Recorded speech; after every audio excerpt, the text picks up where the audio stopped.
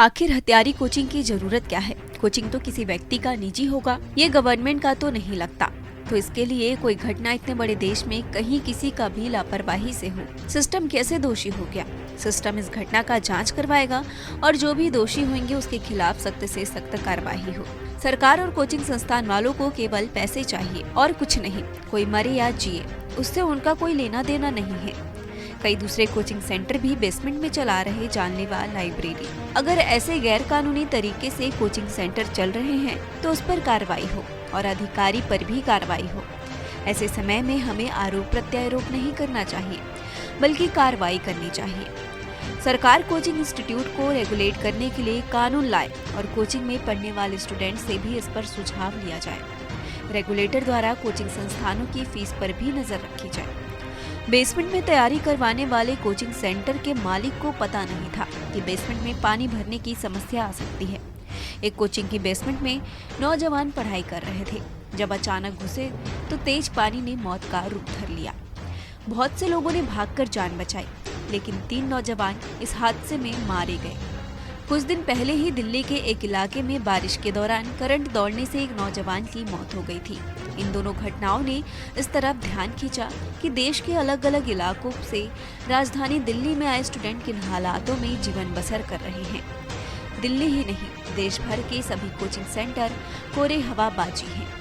कितने दूध के धूले हैं आप?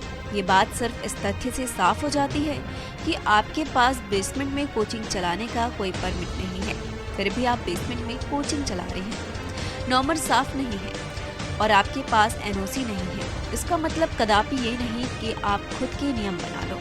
एथिक्स कहती है कि व्यक्तिगत नैतिकता और प्रशासनिक नैतिकता के बीच में स्पष्टता होने पर एक जिम्मेदार व्यक्ति को प्रशासनिक नैतिकता को ध्यान में रखकर निर्णय लेना चाहिए। कहाँ गया अब ये वाला ज्ञान? जिस कोचिंग में घटना हुई उसमें तो सिर्फ 30 बच्चे बेसमेंट में बैठे थे।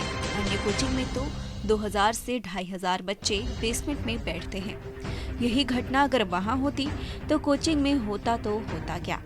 सचमुच ये मनुष्य और मनुष्यता का पाषाण युग है। सरकारों, राजनेताओं, अफसरों और व्यापारियों का लेन देन का युग है। एक घराट की तरह इनकी नृशंसता और स्वार्थ के पुड़ घूम रहे, जिनमें आमजन और देश के युवा पिस रहे हैं। इस पूरे प्रकरण में एक कार चालक को दोषी ठहराया गया।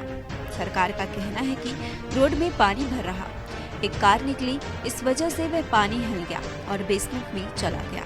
दोषी न सरकार है और न कोचिंग सेंटर मालिक, बल्कि दोषी है कार चालक की वह सड़क पर कार क्यों चला रहा था। यह है हमारी कानून व्यवस्था और यह है हमारा न्याय व्यवस्था। इस घटना ने भारत की राजशाही, ब्यूरोक्रेसी, मीडिया और जुडिशरी सबको एक साथ नंगा कर दिया है। यहाँ एक आम आदमी, एक आम युवा की जान की कीमत शून्य होती है।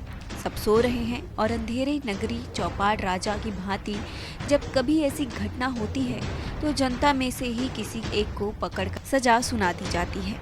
गनीमत है बच्चों के पेरेंट्स को जेल नहीं भेजा कि उन्होंने बच्चों को पढ़ाई के लिए क्यों भेजा। न वह पढ़ने भेजते न मृत्यु होती। अवैध बिल्डिंग बनती है तो बुलडोजर चलता है।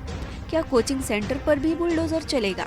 आखिर क्यों देश भर में कोचिंग की जरूरत है? क्यों हम इन होनहार बच्चों के लिए ढंग के हॉस्टल नहीं बनवा सकते? आखिर कितना खर्च होगा या कितने संसाधन लगेंगे इनमें?